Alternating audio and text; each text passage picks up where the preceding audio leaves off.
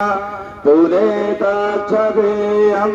ॐ अपवित्रः पवित्रो वा सर्वावस्थाङ्गतो विवाया स्मरेत पुण्डरीकाक्ष सर्वाभ्यन्तरशुचि पुनः पुण्डरीकाक्ष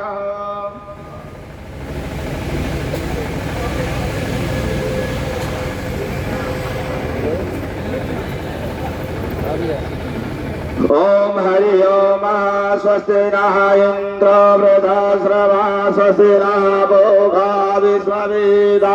स्वस्ति नः साक्षरो अरिष्टनेमि स्वस्ति नः बृहस्पतिर्दधातु बृहदस्वा मरुतः वृष्णिमातरं शुभं यावानो विदधि सुजग्मया यज्ञे जयवामनवः सुरक्षसो विश्वेनो देवाय वशागवन्दे भद्रं कर्णे श्रुयाम देवा भद्रं पक्षेमार्धयत्राय स्थिरैरङ्गये शतस्वागं शतमिन्नु सेवाय देवाय तां यदायु शतमिन्नु शरदो वन्दे देवा